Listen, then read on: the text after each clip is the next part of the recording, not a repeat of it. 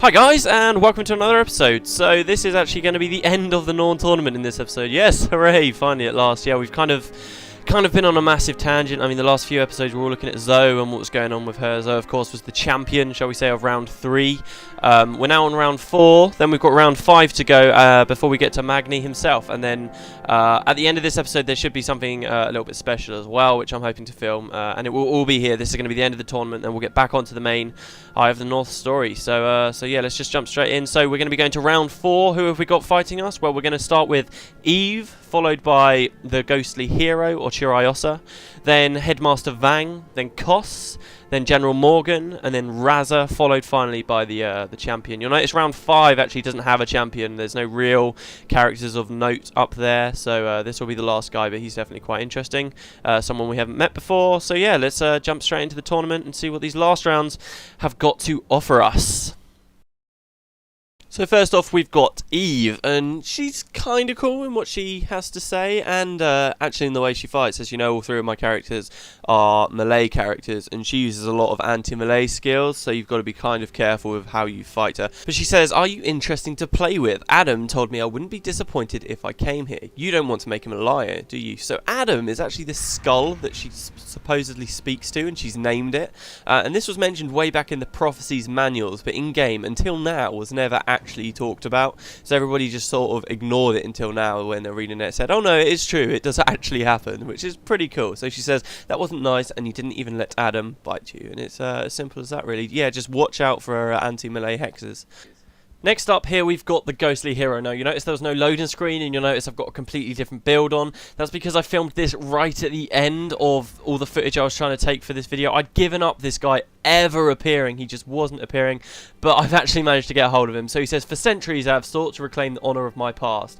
This victory shall be but another step along that journey." And yeah, I was just completely taken off guard that this guy... I mean, I've gone in this tournament a lot, and I had given up finding him, but here he is.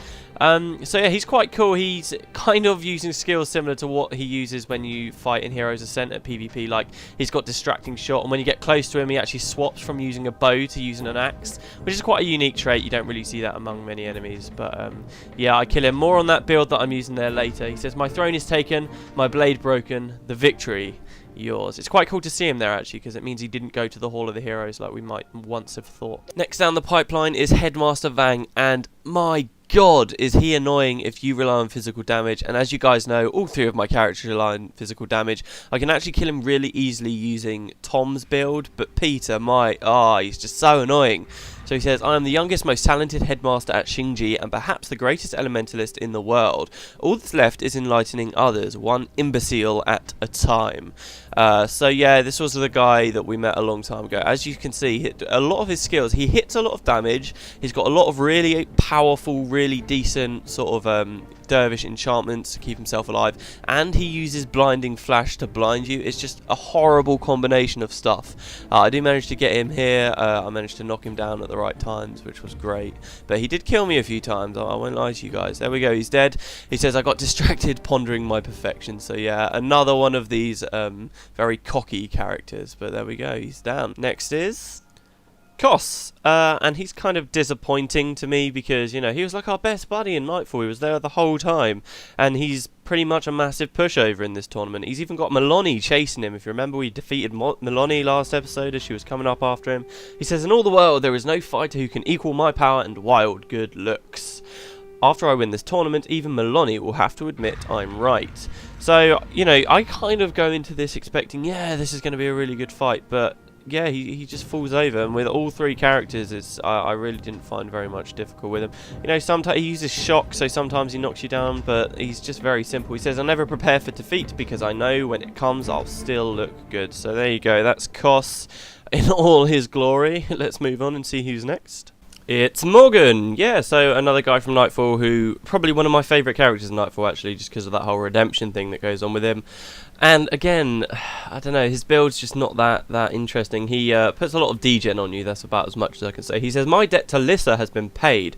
I no longer fight for redemption. Today, I fight for honour." So yeah, I mean, he's okay, but I think this is just a problem with Paragons generally feeling quite useless outside of one single build. But he was pretty easy on all of the characters. Really easy on Tom. I should probably mention the build I'm using on Tom just floors this tournament. It's by far the easiest build that I've shown you guys so far. At the end, I'll show you what most people use. And he says, your passion reminds me of a young Cornan paragon I once knew. And we think he's probably talking about himself there, don't you? Who's next? Well, we've kind of done a complete turnaround here. If Koss and Morgan were two characters that had loads of story exposition but were complete pushovers, we now have Raza, who had barely any explanation and is basically a nightmare. He's like, I think he's probably the hardest guy on this round. So we open the gate and I close the dialogue. I'm sorry about that, but he says, I am told that doing battle with someone teaches you their secret desires. What will I learn from you, I wonder? So this guy's like super interesting. I'm kind of happy he had a really powerful build. He's using a spirit spammer build, as you can see, which beat me a lot of times. I do manage to get him here. The spirit spammer build is actually the build I alluded to in the other round. This is what most people use to charge their way through the Norn tournament. Anyway, he says, interesting, I lost and yet I feel nothing. Perhaps the feeling of loss is simply the absence of gain. There are many answers I must seek. And there you go, he's dead. Pretty quickly as well, actually, for that round. Alright, so here's the last round. This is the champion of round, what are we on? Round 4. This is a dervish called Karmu, someone we've never met before. It's just a completely new contender for us, just like Zandra was, and yeah, you might have guessed it, he's going to become a hero. So he says, I'm on the path to enlightenment, you are on the path to pain. So this was quite cool. I didn't actually plan this out, but during this fight it ended up as Matt, who this hero will be joining, versus Karmu, and both of us were using Avatar of Balthazar, which was pretty cool, and both of us were using quite similar skills too, so it was just quite a fun fight for me. I don't know how much damage he really did to me. I don't think he did very much at all, because my build's very defensive, but yeah, very cool. And yeah, like I said, he will be coming with Matt. I've actually slowed down this last bit because there's a lot of dialogue to get through, but he says, I lost? How? I have bested a dozen Norn. I slew a gang of Amphas single-handedly. But against you, I've been brought low. You have my respect, Matt. I offer you my scythe in your service. So yeah, he joins us, and when we click this bit away, you actually get a little bit more information about him, similar to what you see in the manuscripts, which I'll probably read in a later episode. But he says, an Elonian dervish from Vabi, Karmu seeks wisdom through combat. Over the years, he drifted further and further north, finally finding a worthy challenge among the Norn. Karmu has bested many of their greatest champions, which has led them to believe he is either a Norn, born in the wrong body, or a spirit in disguise. Karmu merely laughs and seeks out his next challenge. He's a pretty cool guy. There will be a quest we do with him, just like there'll be a couple of quests we do with Zandra. I think there's at least 2 anyway. So yeah, let's move on to the next round. Alright, with round 4 dealt with, we can move swiftly on to round 5. Yeah, mixed it up a little bit here, not quite sure why I drew it like this anymore, but we're going to be going from right to left this time, and all their boxes are green. I put their boxes green because, like I said, there's no real champion here. If you look at all the characters, I'm about to tell you their names, none of them really stand out. So we've got Argo at the start, followed by Devonna, followed by Gwen, Menlo, Niihka, and Talon Silverwing, and a couple of those are heroes and henchmen, and none of them, yeah, they all seem equally important to me, so I decided not to go with a champion. None of them become a hero or give us an item or anything like that, so yeah, we're doing it this way. Let's see how we do. Let's see what kind of a fight Argo gives us. Quite a cool one, as it turns out. So Argo, a lot of the enemies in this last round have got kind of unique things about them, which hopefully I'll go into. Argo's thing is he's got a monster skill, like a skill unique to him, called Argo's Cry, and it's basically a really powerful meteor shower. So as the gates open, he says, we Turtle Clan are calculating fighters who crush our foes with overwhelming force. You may surrender now with no dishonor. So yeah, this is the leader of the Turtle Clan. You actually find out when you beat him, he starts having reservations about that, which is quite cool. I think he's available actually as a henchman, isn't he? I know he's very big in the Jade Sea, obviously a Luxon, as all the Luxons are while you're around there. But yeah, as you can see, everyone's interesting in the fight, so I don't want to say he's particularly hard, because if you just keep him knocked down, then it's not a problem. And a lot of builds are just pretty safe. But you see, he's got a fair amount of defensive skills, as well as you'll see him using Argo's Cry right as I beat him in a minute. Sliver Armor, which is just pretty much all defensive stuff except this Cry. So you'll see it hit me in a minute. It takes a long time to activate, but I kill him just as it does, which is great. So he says, perhaps it is time after all. The Sea Guard Harler stepped up to champion of our people, so maybe he's going to resign as a Turtle Clan champion. Devon is next, and, you know, if there was ever a main character for Guild Wars, she's not always the primary character, she's not always the main focus, but if there was ever a main character, it would probably be Devon, because she's always there, and she's like the leader of, you know, the group of 5. So as the gates open, she says, "Well met. I never thought to stand against you on the field of battle, but a true warrior tests herself against all worthy opponents." And I guess this fight is quite significant, considering that we've been with her for a long time. She could have been henchman for 99% of all of the games, all the content we've done so far, and yet we never actually fought against her, never been at odds with her, and this is the first time that really happens. A bit of a pushover, not really much to talk about as far as skills are concerned. She says, "Perhaps my greatest strength comes not from within, but from those to whom I grant my trust." So a nice little comment about how she's got her group of friends with her there. And so we move on to Gwen, another massively significant character. I mean, she was one of the first people we ever really met in the whole world. She's got a huge role to play in Eye of the North, and indeed after Eye of the North, when we get to the warring cry to the Hearts of the North in particular. But she says, "I've got nothing against you, Matt, but I will fight to gain the strength I need to do what I must."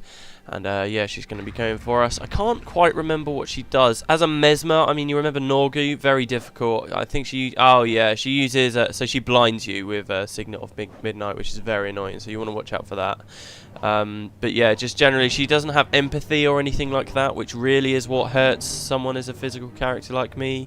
But yeah, just keep using your skill so that Washer's demise doesn't do you too much damage. Corey is actually really hurting me in this fight, as usual, but there you go, she's dead. She says, "I need more strength if I'm to protect what's important to me," and we'll learn what's important to her as we go through Eye of the North.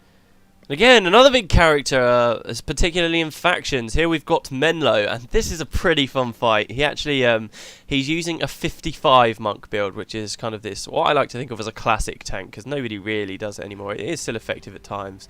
But as the gates open, he says, "Greetings, do not take what I'm about to do to you personally." What this means is he's got 55 health, so we can't do much damage to him, and he has really high regen. He's actually got an infinite length protective spirit on him. I'm not sure if it is infinite length. A lot of infinite skills actually last something like 7 hours, 17 hours maybe, I can't remember, but I decided to use footage here. Sometimes you can kill him super quick because he's got very low health, sometimes it takes a bit longer.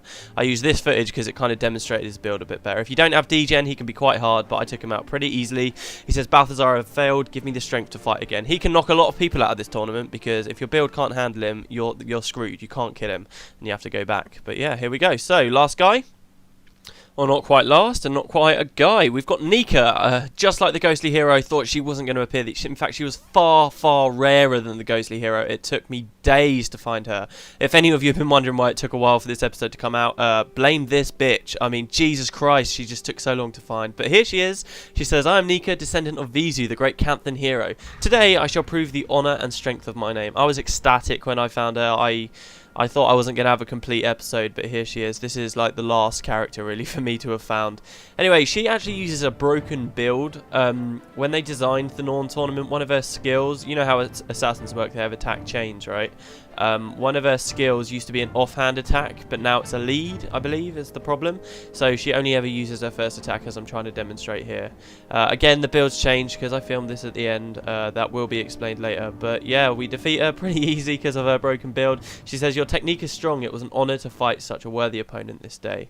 So yeah, some characters are really rare, but we've got them all. It's a shame she's a rare one, but also really weak and easy to kill. But anyway, who's next? It's Talon Silverwing. So yeah, I like how it ends on him. Maybe this is why I did it from right to left. Subconsciously, I wanted to end on Talon. But yeah, so we're fighting Talon, lots of interesting stuff. I still need to talk about the Tengu, what happened to them in Guild Wars 2, that we think anyway. He says, "My victory will be honoured through the ages, your loss will be forgotten as quickly as it happens." So he's quite a dick actually, considering he's going to be coming with us essentially as a henchman most of the way through Eye of the North. But yeah, I love him anyway. So he's a warrior. I really didn't have too many worries about him. It took me a long time to find this guy, by the way, guys, which is why I was kind of waiting around. I was a bit shocked he'd finally appeared. So this is Tom's build again, just blinding, dazing everyone, just completely destroy him. But there we go, so he's out. He says, "The harmony between my mind and my blade was disrupted." And that's it, guys. Yeah, we're through all of the regular enemies. We've done all 5 rounds. Now we're on to round 6, where there's just one opponent, the final opponent, Magni the Bison. And I'm sitting there thinking to myself while filming all of these clips, how can I demonstrate to everyone what the fight with Magni's like? Because this is the kind of fight where if you're not prepared to take him out, you're going to lose, and you're going to lose hard. So as I'm going through the rounds, every now and then I took my characters through the tournament to see how they would fare against Magni. So I've got a few fights against Magni for us to watch. So let's see how they go. Okay, so the final round starts just like any other. We're in the arena, you look across, and Magni the Bison is there. He says, "At last you have earned the right to face me. Long have I waited for a true challenge. Do not disappoint me." So he's a Norn. What can Norn do? Do you remember? Yeah, they can turn into bears. So as soon as I go out there, he's going to turn into a bear, which actually gives him quite a bit of damage. You can use certain skills. There's a certain PvE skill called You Move Like a Dwarf, which we'll see later in Eye of the North, that you can use to interrupt that, and it's highly recommended, but none of my characters have that at the moment. So I put up all my defensive skills. I've got a 75% chance to block. I've got plus 20 armor, which is about 25% less damage, and I just start laying into him. I try and blind him straight away, but he uses Purge Signet and removes the blind. He hits me for 62 in one hit, 166 damage in a single hit. Now my 75% chance to block is up, but he hits me again for 104 and again for 158 straight away and knocks me out. There we go. So he says, "You thought you could best me? Fool, I am the greatest." And we have to go right back to the start and beat 5 opponents before we can try him again. Let's see how Peter fares against this guy. I do just want to point out that that build I just showed you on Tom can beat Magni. Don't get me wrong, it can beat him. I've beat him quite a few times with that, but generally it just comes down to luck, whether Magni uses the right skills to get through your block, whether you block most of his hits. But yeah, you definitely can beat him. You just gotta, it really comes down to luck. This build can beat him as well. All the builds I'm showing you can beat him. Well, I'm not sure about Matt's, but this definitely can beat him. But instead of being a question of luck, this is a real question of skill. So if I play badly here, I'm not going to be able to fight him. So now I can't blind him at all. The idea of this build is to keep him knocked down using the headbutt skill we got from Kilroy in those quests. And if you can keep him knocked down and keep interrupting him like you can see me doing, you can slowly chip away at his health. But look at my health, very low. If he gets just a couple of hits on me, maybe even one, he's going to hurt me. Okay, so he just did 94. I'm still in there though. And again, and he just knocked me out with 129 damage. So yeah, you can see this guy hits like a mother. I didn't want to just show me beating him straight away, because that really doesn't demonstrate the strength that Magni has. Let's see how Matt fares. So yeah, like I said, the build that I've been showing most of the time through this Norn tournament on Matt, I've not actually beat Magni with that. I didn't try it, but I'm pretty sure it won't be able to beat him, because what I've been showing you hasn't had much block on it. This build that you're seeing me now use has got a lot more block and definitely does have the potential to defeat Magni. But it's difficult. I would say this is the most difficult build to beat him on. So there you go, he throws up his Norn form. The problem is, even with block, he can generally hit you through it. So blind is what most people recommend you use. He can remove the blind as well, but if you've got a fast way of reapplying it, you can reapply it before his Purge Signet recharges, or you can try and interrupt the Purge Signet, or whatever you like. You can see there I've got quite a lot of defense going on. I'm not doing too bad. But then he just gets a massive hit on me, 217 damage. And he knocks me out. Okay, so there you go. That's all the characters. Now let's see what happens in a couple of the rematches, shall we? So as you heard me mention before, you can try and interrupt his bear form if you have You Move Like a Dwarf. Pretty much this is a shout that knocks people to the floor, okay? If you get knocked to the floor, you get interrupted. We can't do that. Without that skill, there's no way to get in range of him and interrupt him, because the second you go through the door, he uses it. So what I do here is quite a cheap tactic, I must admit. I use my Enraging Charge skill and just start running around the arena. The nice thing is, if you use any sort of a speed boost, or you cripple him somehow, or slow him down in any way you can, don't forget he will try and remove it with Purge Signet, but if you do that, you can just literally run left and right like you can see me doing here. And he'll just give up randomly while chasing you and start running back. Like, you get weird situations where you're running to his end of the arena and he's also running there, but he's not interested in fighting you anymore. So yeah, it's pretty cool, but just keep doing this, and this is kind of my cheap tactic. I would suggest doing it if you're going to try and use a build like this. I did mention earlier that there's another build that lots of people use that makes this all pretty easy. I will be showing you that, don't worry. But yeah, if you're going to try and do it like this, or legit if you will, because the other ones pretty much just feels like cheating, yeah, just do this. This is what I've always done. And then when his bear form drops, I'm not entirely sure how much extra damage or health it gives him, but it tends to make things easier. As soon as it drops there, you can then go in on him. So I just try and hammer him, knock him to the floor, tension's raising a little bit here because I'm starting, because especially when you're running around waiting for bear form to drop, it just makes when you lose feel that much worse because you've got all those rounds to go back through and you have to outrun him again. But there you see I get a nice little interrupt on him. He's still not actually hit me. There we go, now he's hit me, knocked me to the floor with a counter blow. Just generally knocking each other over, which is quite cool. But he's slowly getting whittled down. Get my assassin back up in there. And he's down again. Like the other enemies, you don't have to bring him right down to 0 health, just a bit. And there you go. You've defeated him. So he says, is this what it feels like to lose? Alright, I'm going to go in game for a live bit to accept our quest reward. So there we go. So that, my friends, is how you beat Magni the Bison. I could talk more about it, but as you guys know, my Let's Play isn't really supposed to be sort of a gameplay guide. If you are having a lot of trouble, I really recommend you just check out the wiki. They've got a whole guide there. Lots of tactics for you to use, or use this build I'll be showing you later on. But yeah, there we go. So now that he's been defeated, we can actually speak to him again, and he says, I cannot believe it, you have done the impossible. Magni the Bison is defeated. How I have dreamed of this day, to finally face my equal. Now that I have tasted defeat, I feel reborn, alive. This loss shall spur me on to even greater feats. My tournament will continue. I must find more worthy opponents to drive my greatness ever onward. I hope to face you again someday. We get loads of stuff, right? So your first time you complete the tournament, it's a repeatable quest, so you can keep going back in there. You get this thing, the Bison Cup, which is an offhand that any caster profession can use, which is cool. You also get 3 skills. The first skill is a touch of Guile. All of these skills are references to fighting games, I believe. So this is a touch of Guile. Guile's a character in some fighting game, I can't remember which. I don't really play them, you might not have guessed. Finish him is Mortal Kombat, I'm pretty sure. Great skill. A lot of these skills are really good. Again, I'll just let you guys review them if you want. And dodge this as well, which is also pretty fun in certain situations. I once tried to make a build out of that. But yeah, there we go. So that's the end of the quest. Now, if you redo it, you can speak to him again. Round one fight, sorry. He says, you have returned, Peter. I can see the desire to fight boiling within your blood. Lucky for you. I've once again brought together many powerful warriors for this, the championship edition of my fighting tournament. Do you still have what it takes to challenge and defeat 6 opponents? Or has the time spent away from the ring made you soft and weak?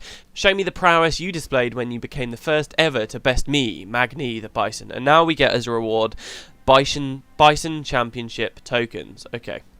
And the tokens you can use at this trader over here to get yourself a crown for your character, which is pretty cool. So, are you hunting something? So if that's something you're interested in, win it 5 times after beating it the first time. He says, if you can prove to me you have bested the greatest competitors Magni's tournament has to offer by bringing me 5 championship tokens, then I will give you something only fit to be worn by a true champion. Wow, that's a long sentence. So there you go. That's kind of your reward for doing it as a repeatable quest.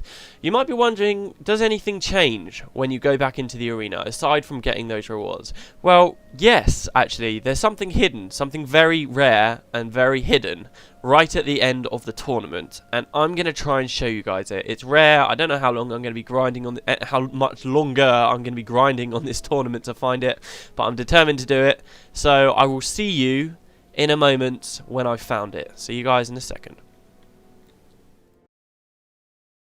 Just before that, though, just for a second before that, I figure since I'm going to be spending so long in the tournament looking for this thing, I'll probably be fighting Magini quite a lot. So I'll show off this build which most people use. This is a Spirit Span build. The Elite is Signet of Spirits, and then they're just general spirits like Pain and Bloodsong. Pretty much it allows you to destroy everything in the tournament, no matter what profession you are. And here I'm just showing you how easy it is to beat Magni using these spirits, because he can't attack you all at once, and Shadow Song will blind him, and that's really all you need. And you can just see how easily he dies. I mean, I even dance while doing it. So yeah, I thought I'd show you guys that as a frame of reference, so you know how powerful this build is. And yeah, you can just scream your way through the tournament if you want. Now, let's try and find this thing. Okay, here we go. Finally, I found it. I'm so happy. Right, so, the final round, once you've completed the tournament, you actually have a very low chance, it looks like it's about a 2% chance, to fight an alternate enemy at the end, and it's Palawa Joko. Yeah, it's pretty awesome. So he says, cast your eyes aside and tremble with fear, fleshling. The scourge of Vabi has come for your soul. I think it's really awesome that both he and the ghostly hero are here at the tournament. That's pretty amazing. But yeah, I kind of about now crapped myself because I realised, oh my god, I found him, and it only just dawned on me that this guy is a replacement for Magni. And he's just as hard, even harder. You saw how easy this build can take out Magni. You've got to fight 3 things at once here, and this is a dangerous fight. I mean, this is the first time I personally have ever fought Palawa, so you can see how I do. He's got 2 minions with him. He uses lots of skills, which are basically lich skills. Now, bear that in mind, because we'll be going to a dungeon later in Eye of the North with a big boss at the end who uses pretty much the exact same skills as Palawa is here. But my god, Pilar is dangerous. It is no wonder he is the leader of... he's completely taken over Elona in 250 years. It's just crazy.